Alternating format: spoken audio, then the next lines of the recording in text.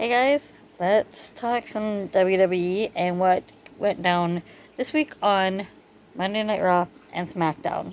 Just the storylines, things like that, where things are progressing. So they did end up coming out with a new championship for Rhea Ripley. I don't know exactly how I feel about it just yet.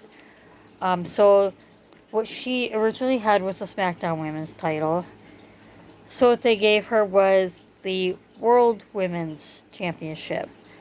So the one that was given to Asuka was the Women's Championship. Don't know exactly how I feel about them switching this up yet. It was a nice piece. They transitioned kind of well into setting things up for Dominic Mysterio and Cody Rhodes, which is what we're going to get at Money in the Bank. That was all kind of done through The Miz.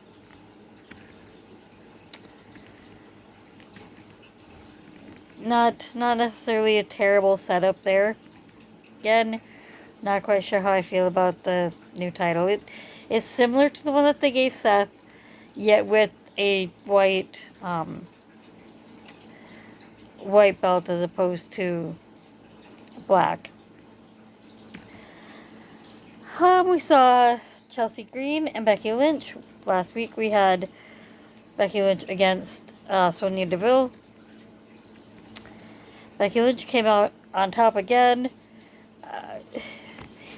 The match wasn't necessarily anything special in particular.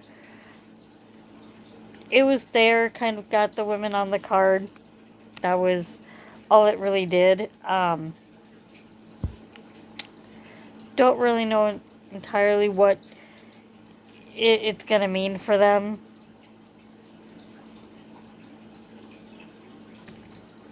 For their future. I don't know that they're looking at a long-term feud maybe or any.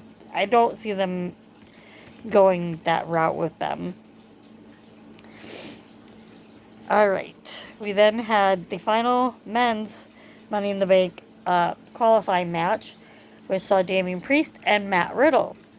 Damian Priest came up with the victory, which will be good. I have been kind of going through who's in this Money in the Bank match and who I see coming up with the victory here. That's going to be a whole separate video, right? We're going to wait a little bit on that because we do still have one more woman to be determined for that. And while we discuss that, that could end up being determined in a last chance match. They may put all of the women that did not qualify in. So we'll do one video that will be going over all of the men, all of the women. What I think the likelihood is of them winning.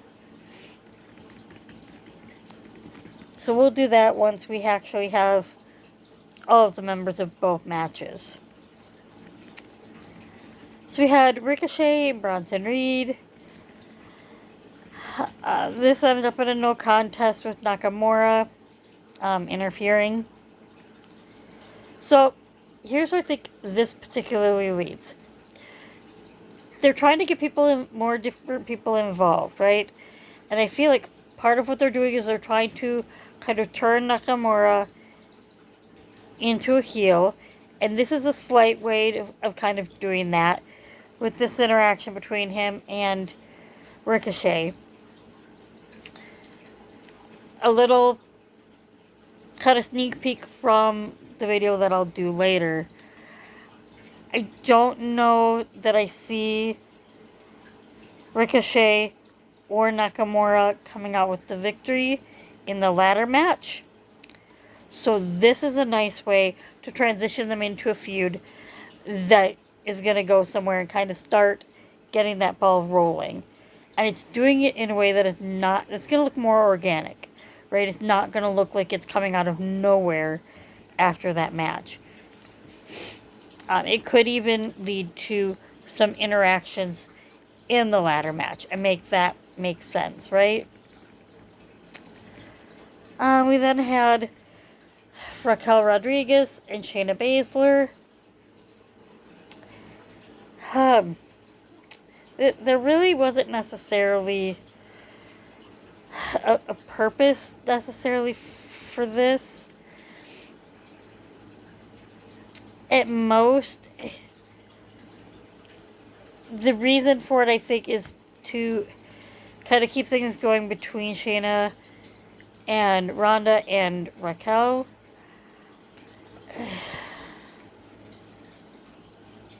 Shotzi is in the Money in the Bank ladder match,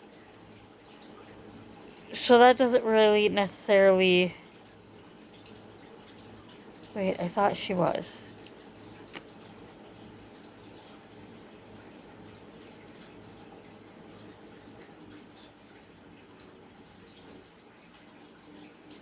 No, she is not.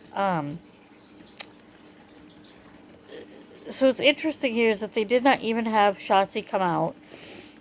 So I don't really know where they go with this. This does not make a lot of sense to me, right?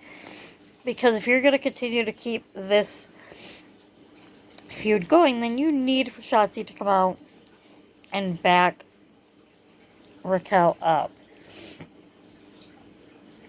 It really doesn't make a whole lot of sense.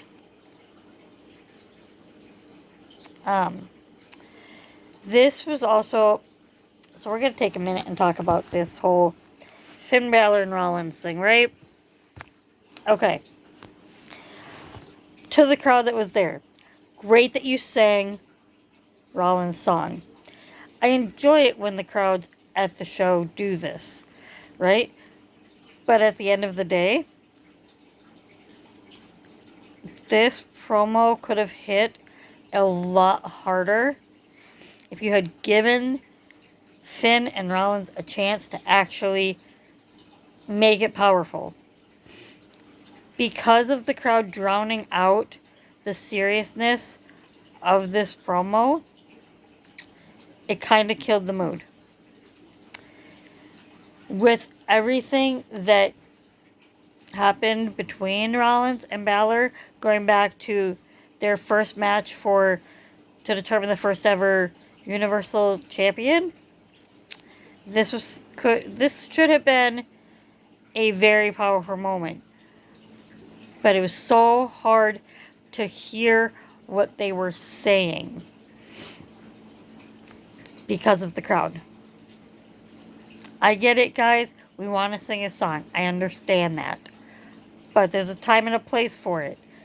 And this was not the time or place. Right? Yeah. Just a hint. So we are going to get Finn Balor, Seth Rollins for the World Heavyweight Championship.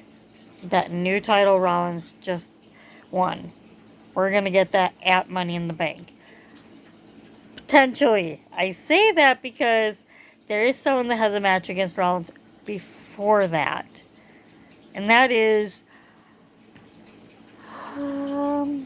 yes. NXT. We are getting a championship match on NXT next week, I do believe. It is Braun Breaker. He's going to challenge Seth Rollins. Now, do I think Braun Breaker is going to take the championship off of Seth before Finn Balor gets his turn? No, I don't. I think it's going to be a good match. I think it is. But at the end of the day, we are still, I think, going to get Seth Rollins and Finn Balor. I think it's still going to happen. Braun Breaker is not going to win that. But it's going to be a good match. It is. We then had Chad Gable and Um,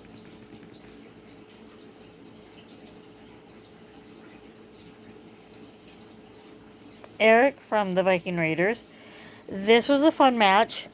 I like that they have been including um, Maxine Dupree and Valhalla. That was definitely very fun. The way that Valhalla got arm dragged by Maxine Dupree, no one really saw that coming. They didn't really think she was going to do that, right? We haven't really seen Maxine Dupree in the ring. And this was a setup totally to get, I think, um, Chad Gable and Otis more in that babyface category at the end of the day. It was not necessarily a great match, right? But it was still good. It really was. It did what it was intended to do. Alright, we are then getting a championship match. That's right. Sami Zayn, Kevin Owens, putting the title on the line again, because that's what they do. They're fighting champions. We got them against Gunther and Ludwig Kaiser. I wouldn't have necessarily hated to see the tag titles on Gunther and Kaiser. Would have been kind of neat to see Gunther with 2 titles. I could have lived with that for a while. But that's just not really the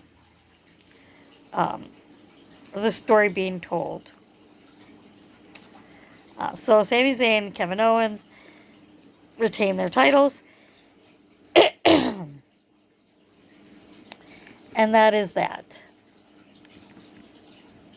That was Monday Night Raw.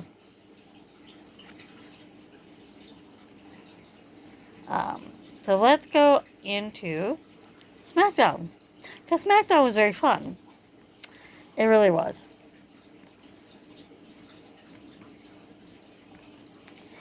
So, let's start with the gauntlet match. Okay, because the gauntlet match was fun. This was to determine the number 1 contender for Sami Zayn and Kevin Owens' unified title. It's essentially a unified title, right? They unified the SmackDown and Raw titles. They just carry them both. So they had 5 teams. We had... Where did that list go? There it is. We had the Brawling Brutes, the Street Profits, the OC, the LWO, Hit Row, and Pretty Deadly.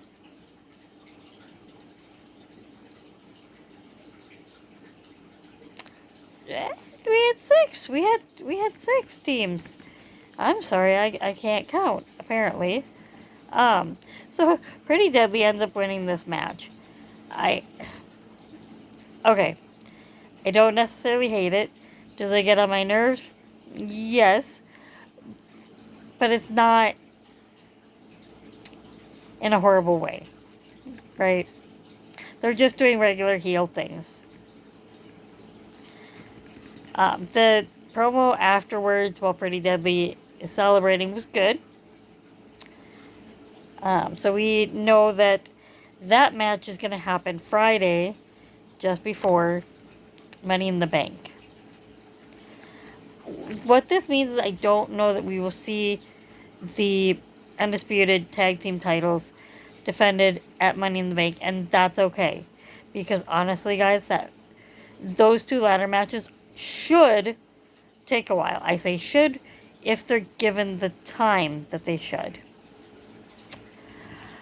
Alright, this next segment, Zelina Vega, Io Sky.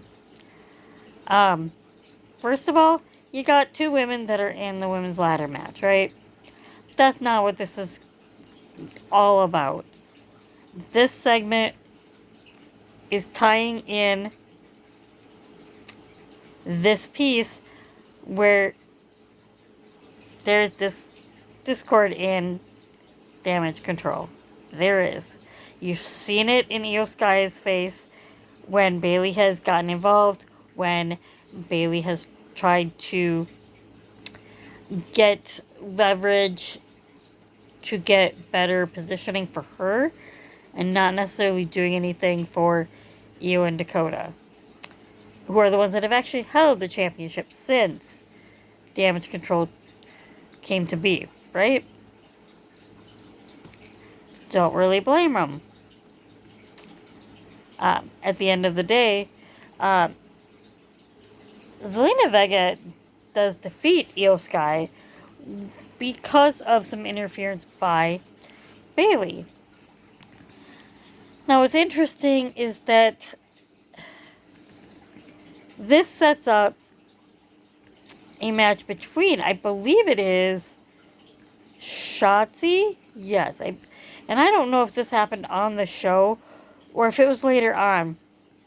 So Shotzi and Io, or Shotzi and Bayley, are going to have a match where Bayley is going to essentially be defending her spot in the women's ladder match. Now, first of all, this is interesting because it was Io that accepted this match on behalf of Bayley, right? So that's the first piece, because Bayley has been very quick, or was, when Io and Dakota held the tag titles, in accepting matches for them. So this is kind of payback a little bit for that. Now, Shotzi, who is not in the match, could be going back to kind of a little bit of a preliminary to kind of who I think is going to end up coming up with a victory in the Money in the Bank match. I don't know if Bayley needs to be in this. And here's why. Because Bayley has already won that match. Yes, she has. So she doesn't need to be in this match. And this, depending on what we see happening next week, if Bayley loses that, and if Io interferes at all to cause that, which I don't think is going to necessarily happen, you could see Bayley interfere in the ladder match. We'll get more into that when I do that video discussing who's in the match. That is the other thing, because that could change as well. First of all, we have one more woman that needs to go into that ladder match, but Bayley could end up being replaced by Shotzi.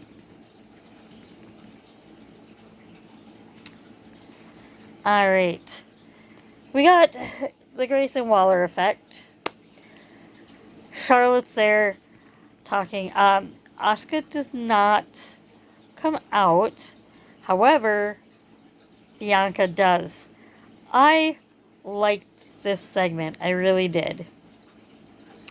Bianca stood her ground. It was back and forth. And I like how Flair asks, I'm a champion with or without the title. Are you a champion with or without the title? But I also like how Bianca comes back and she says, I'm the longest reigning women's champion of this generation. I didn't need to do it 14 times to do that either.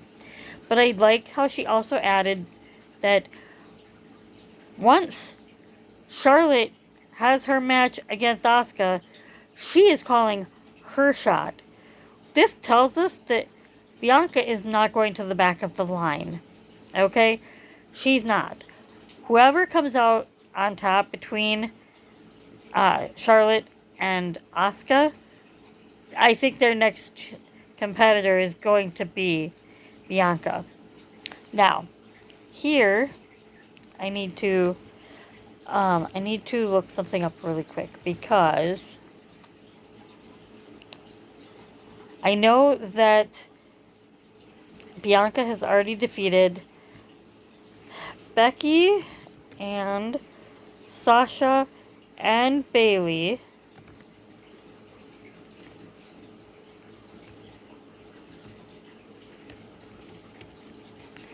But I don't know if she has defeated Charlotte.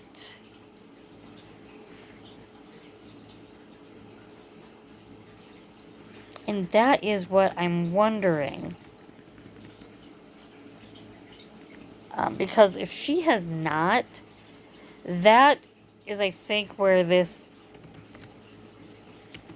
is going. I really do.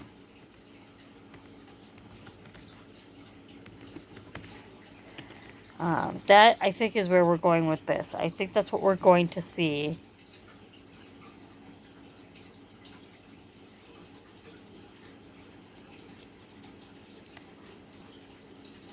Okay, so there was one via disqualification.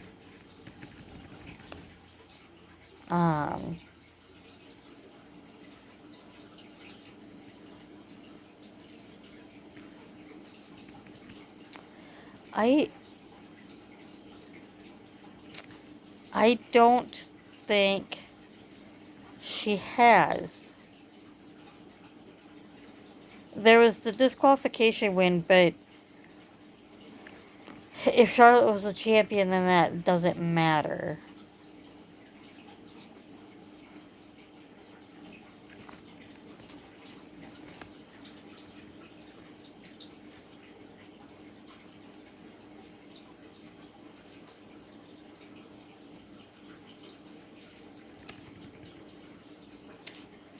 And the other ones have been for championships.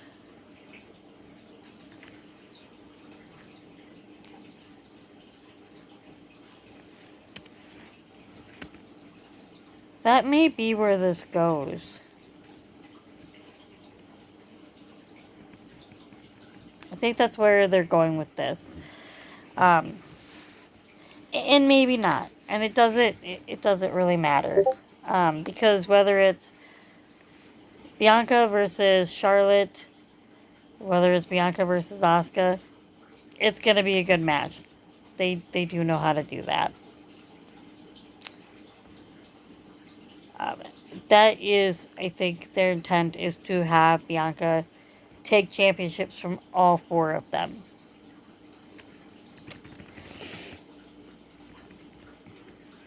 Alright, we did finally get the mixed tag match with AJ Styles and Mia Yim, Mi Chin, and Karrion Kross and Scarlett.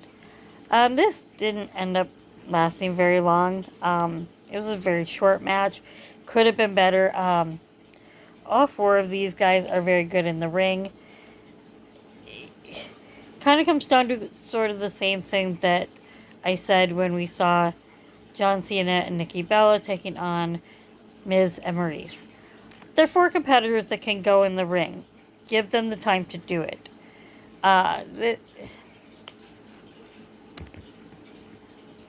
They really didn't give them the time in the ring, really. So hopefully this continues on and we do eventually get that.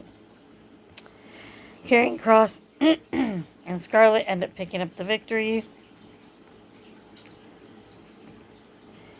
It was an okay match. It was kind of there. It didn't really do anything for any of them. Didn't move any storylines along.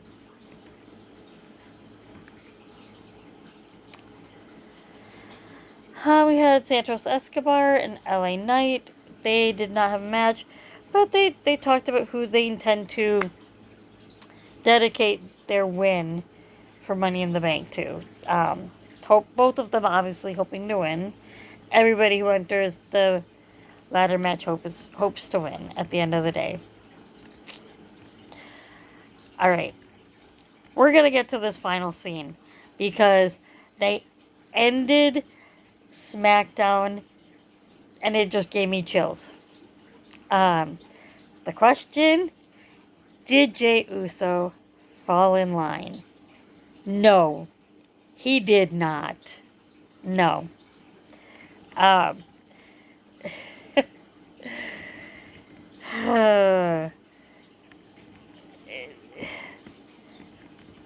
the way this goes down was it was great.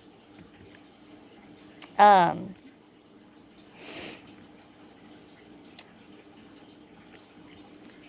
I didn't know exactly how it was gonna lead,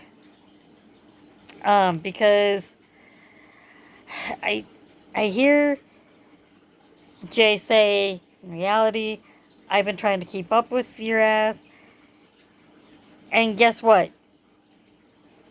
You're out.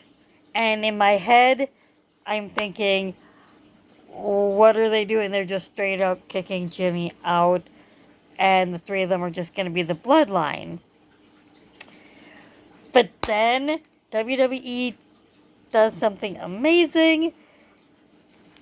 Then Jay says, and I'm out too, as he super kicks Roman in the head. Amazing! Okay, I probably overreacted to that, but but it gets even better when they super kick Solo. Yes, because of course he's not happy about it. The look on Solo's face, because he is completely, totally dumbfounded by how his brothers are acting. Like, what is going on? But they super kick Solo. Roman gets back up, and they dual super kick Roman again. I love it. It literally gave me chills. It did. Um, no, it did. I liked it. Um, this storyline has been a long one, and some people don't necessarily agree. I've heard some people questioning the longevity of this, and people saying that this storyline didn't really begin until Sammy came into the mix. No, but it didn't. And they're absolutely right.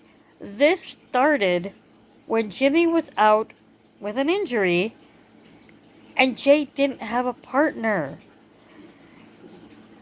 He was looking for something to do, a way to prove himself as a solo competitor.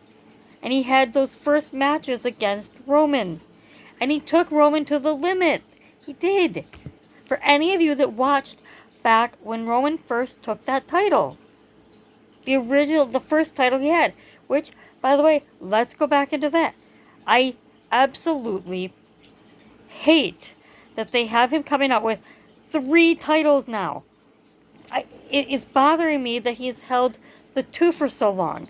I didn't want him to win the tag titles because I didn't want to see his face with 3 titles. And instead, Hunter comes out, Triple H, with this brand new title that looks great. For what? To just give him another title to hang on to that he never really did anything to earn. He didn't win any match in order to get that title. If they're going to give him that title because they unified, because they did the title versus title with him and Brock, okay, great. Then do that. Take the other 2 away and give him the one title, the unified title. That's all I'm saying. It's driving me crazy that he is now coming out with 3 of them. I hate it. Do not like it. So happy to see him super kicked. Just throwing it out there. But the storyline really started there. Because eventually it came down to the I Quit match. For any that remember the I Quit match between Roman and Jay. Where Jimmy actually ended up saying the I Quit. Actually, maybe not. Please correct me if I'm wrong. I may have to go back and watch that, because it may have actually been Jay that said it because of the sleeper hold he had on Jimmy. That may have been it. I may be wrong about that. Jay may have been the one to say I quit. But it was about that brotherhood there, right? It, it started that dynamic right there. You could see right then and there from that Roman was going to be that dominant person. He was never going to show Jimmy and Jay the respect that they deserved right then and there. It started there. Now, did Sammy help kind of foster the idea in both Jimmy and Jay that they deserved more?